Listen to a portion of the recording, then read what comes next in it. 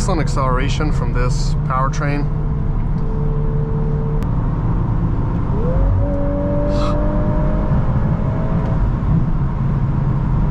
Excellent work from the DCT. Let's go. It thinks, and then we go.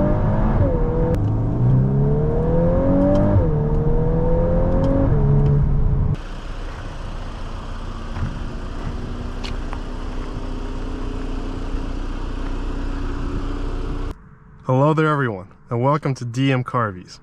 Today we are driving a 2024 Golf R with the 10-speed automatic. Let's fire up this beast and go take a look outside.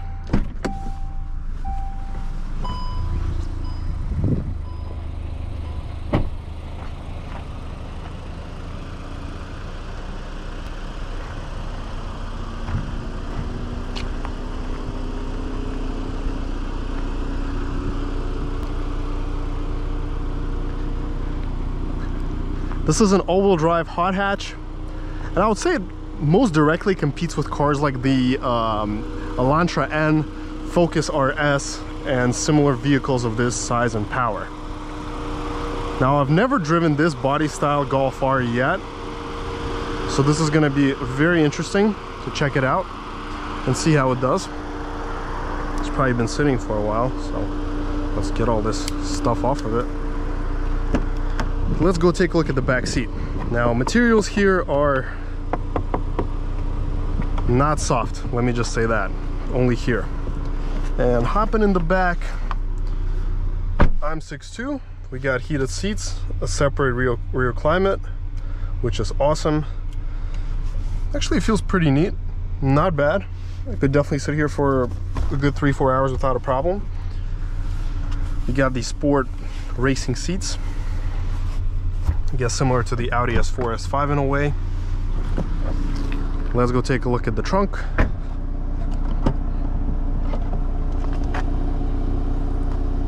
The trunk isn't too big, it's a decent size. Fit a couple of suitcases, but it's not anything that I would say is big on the storage space. I do like the look of this car. It's a controversial design for a lot of VW enthusiasts, but I think it looks great.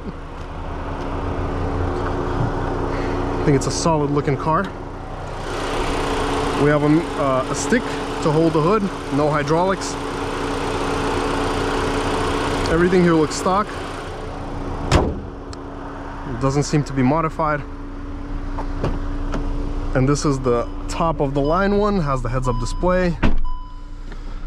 I don't know how many packages they have, but if this one has to be maxed out. Let's adjust the temperature. We got ventilated and heated seats.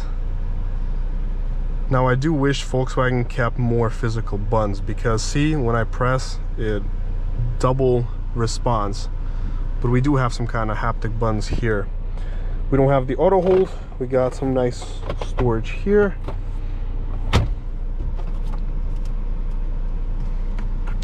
This is very similar to Audi, pretty much an S4 if I'm looking at up top.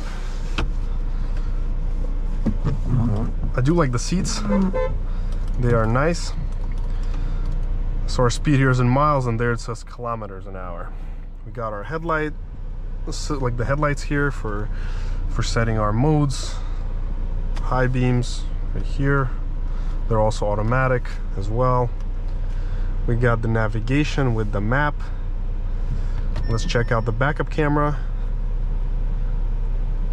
I'm guessing this is just the rear view camera with sensors, so.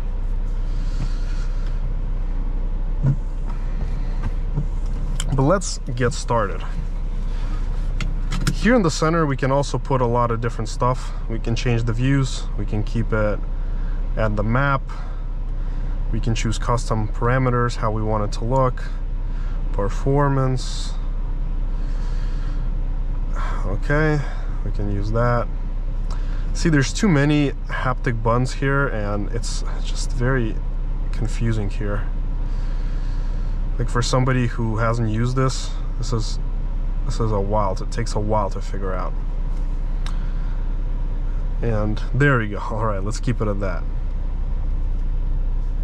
And here I'm guessing other systems, we're gonna just say okay.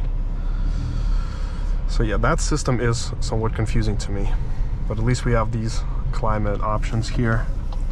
We're gonna start out in comfort and then go to sport and race mode. Now setting off in this Golf, it does feel nice. It's got a solid suspension. You can definitely tell it's athletic. Good torque. Also responsive brakes. I like the feedback. But comfort is pretty numbed down. It's not as much throttle response. You pretty much have to go full throttle to get any feedback from this car. But that's why we're gonna try sport. No, actually, let's go to sport. So this is comfort, where we were. This is sport. A little bit better on the response, but still not a major game changer. No pops. So let's just go to race and see what this does. Yes. Yes, this is a big difference. So race mode is much more responsive. Way better.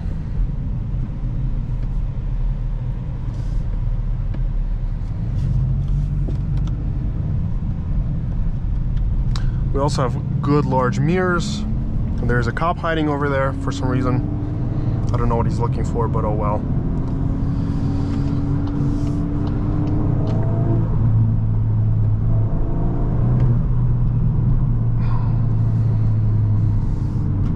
Nimble handling, and let's let the traffic through so we can do our little merge test.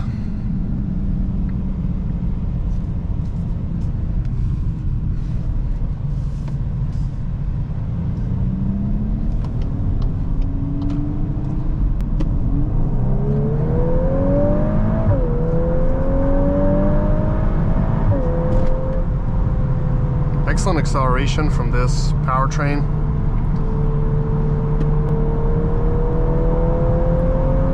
Very powerful. It's got excellent acceleration. Very impressed with the dynamics of this Golf.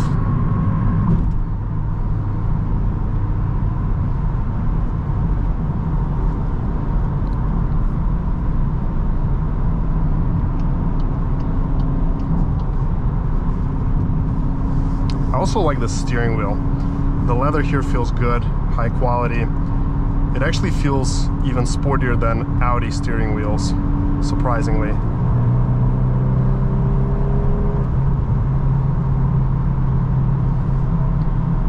The ride is pleasant, definitely more pleasant than the RS5 per se. It's not as rough, not as stiff.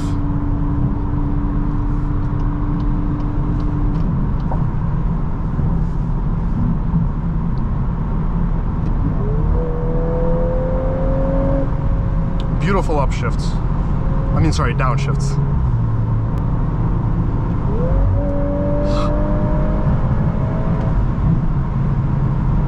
Excellent work from the DCT.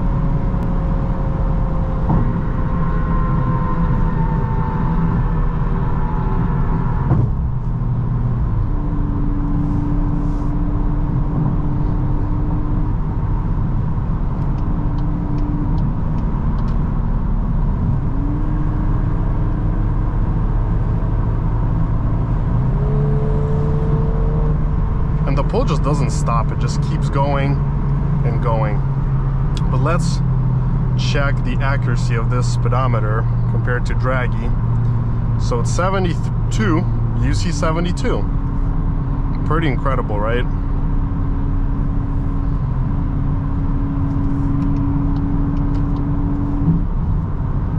What's interesting is that these speedometers are more accurate than Audi's.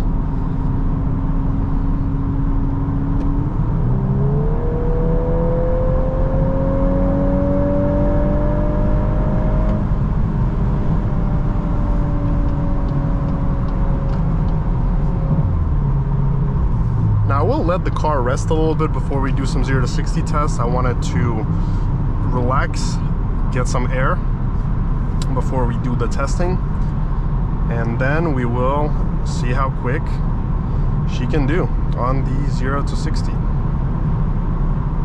But I gotta say, so far I'm really enjoying this ride. Just the handling, the feel, great machine. Seriously, this could easily compete with any Audi product. Good materials almost everywhere beside the back doors. Comfy front seat. This seat is actually less tight than the S5, S4, S5 seats. It has more shoulder space, which is, again, impressive.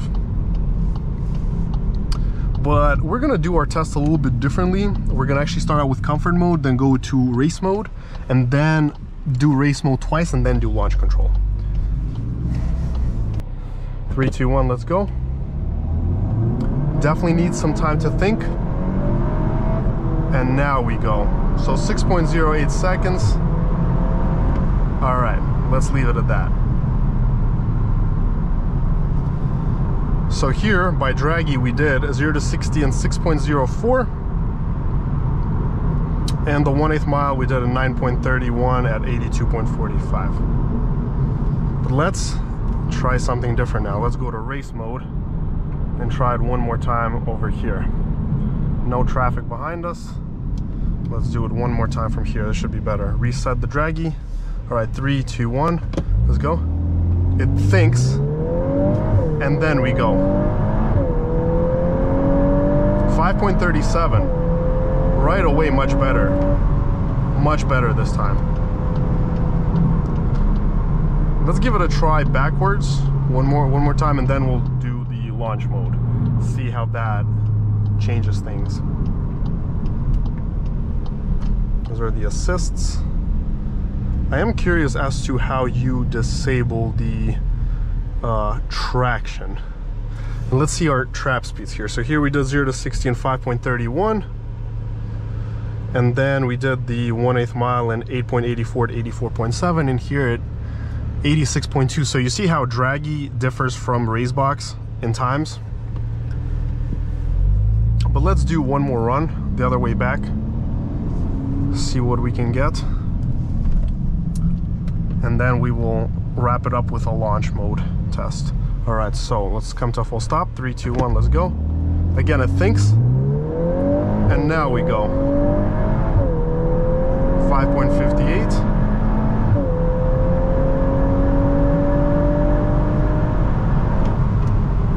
So there you go.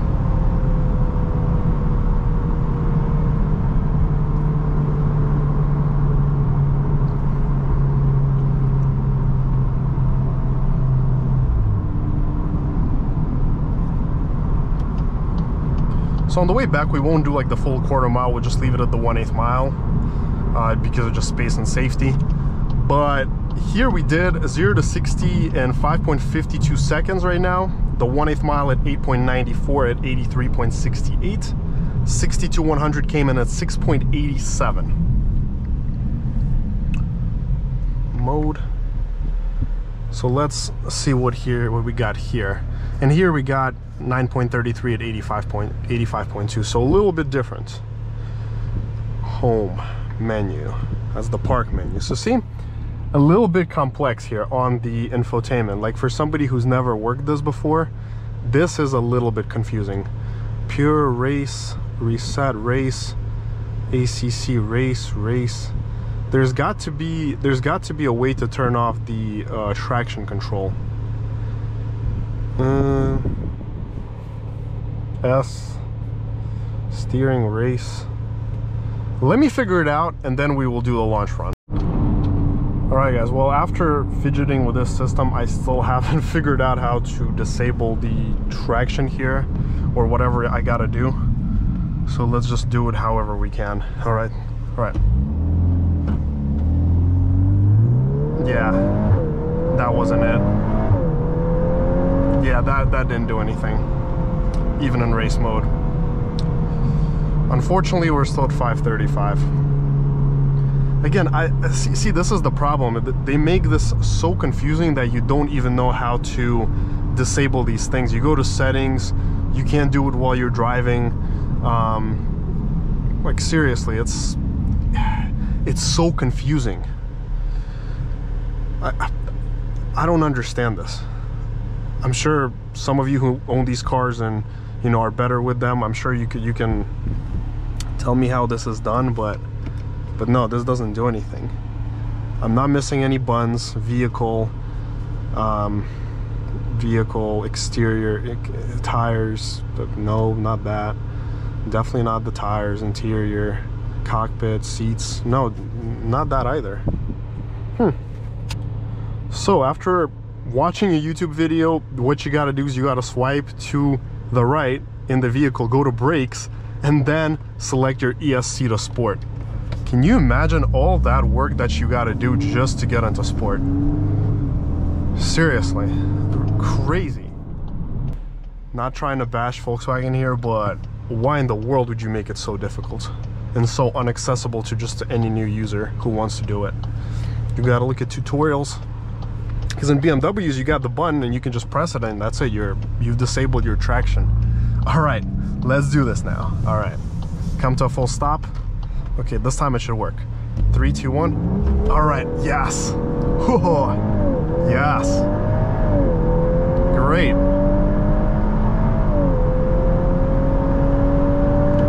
Awesome. All right, this time it worked, finally.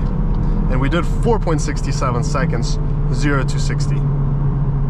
Which is a great number.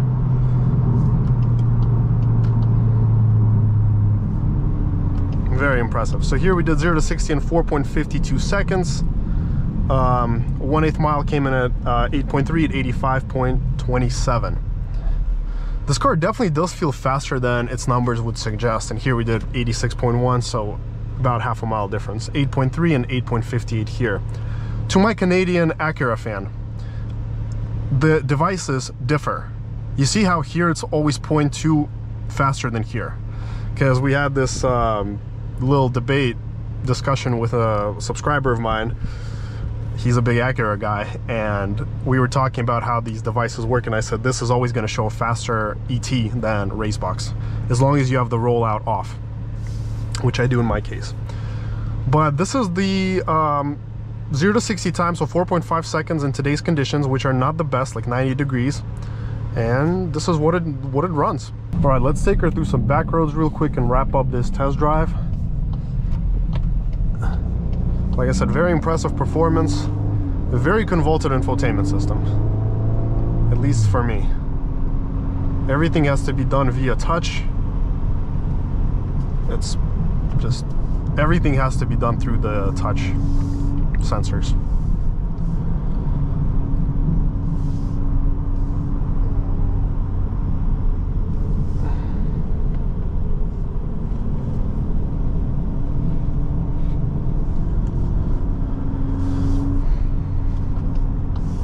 I know a lot of people are talking about that iDrive 8.5 is confusing, you don't know how to use it. I gotta say, iDrive 8.5 is just so easy to use. This is way harder. But anyways, no more ranting about the infotainment. We figured it out, so that's good. Let's just enjoy the drive now and get to feel the performance on the back roads. I like the little pops when it makes them.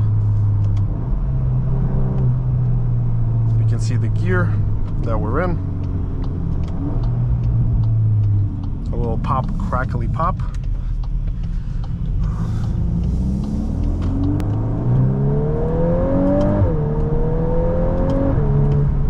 The transmission is really quick to shift. I gotta say, the transmission here is super impressive. Handling also feels extremely nimble.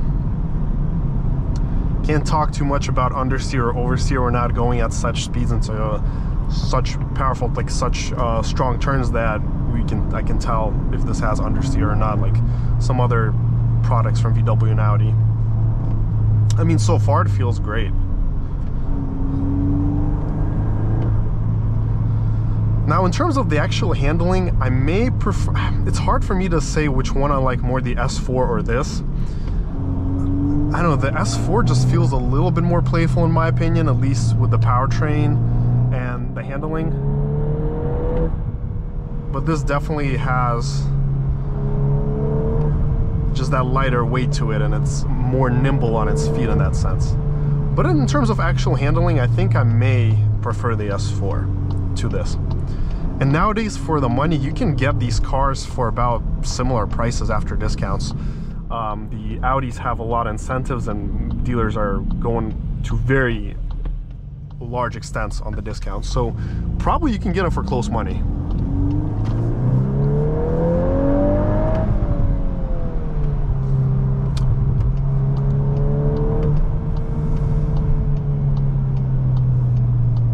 Let's check out the turn. Good stability, definitely very safe and secure.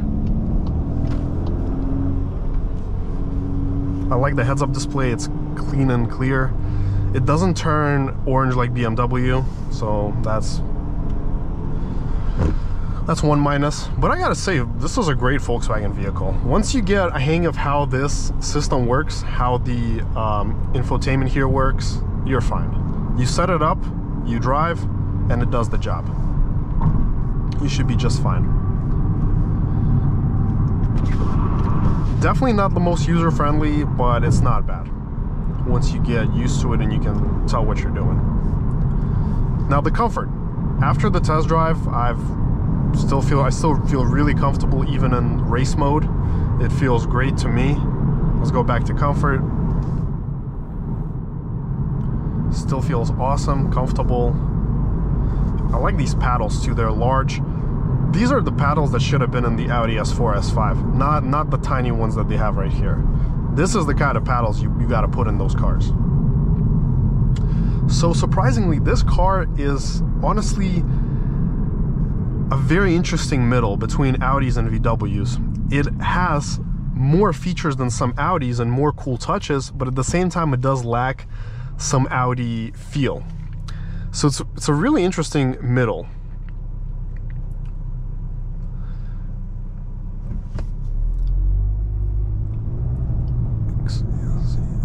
There we go. So I gotta say, this is an interesting feeling car.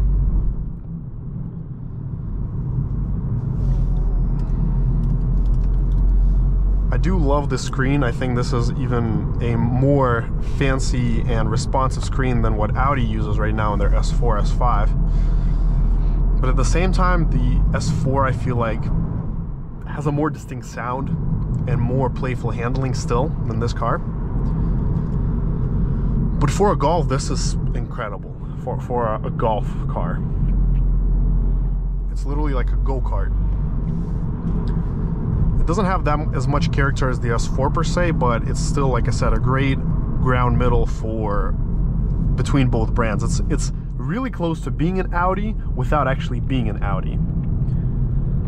And it also feels more like an Audi rather than a VW, which I think is super duper cool. Overall, great vehicle. Highly enjoyed it so far. But we're gonna do a couple more little runs here and there on the way back, and I'm gonna just wrap up the test drive. Would I drive something like this on a daily if I was looking in this segment? Absolutely. This would probably be my #1 choice in this class. I definitely like this more than the Elantra, just for the sake of the quality and how everything here is made. With Honda, you still feel a lot of shortcuts here and there, and you gotta like octane learn the car. You got to go through all these gimmicks to get optimal performance. And here, you put in your 93rd gas, you put it in race mode, and you've got your excellent performance right off the bat. You don't need to octane learn it. It doesn't overheat quickly.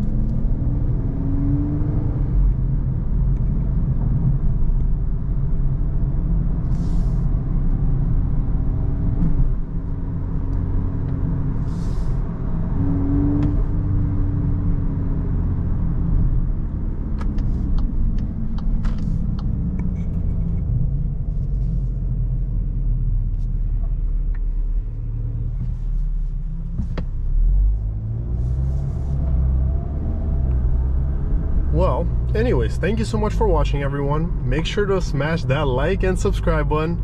Let me know your thoughts down in the comments below. And until next time.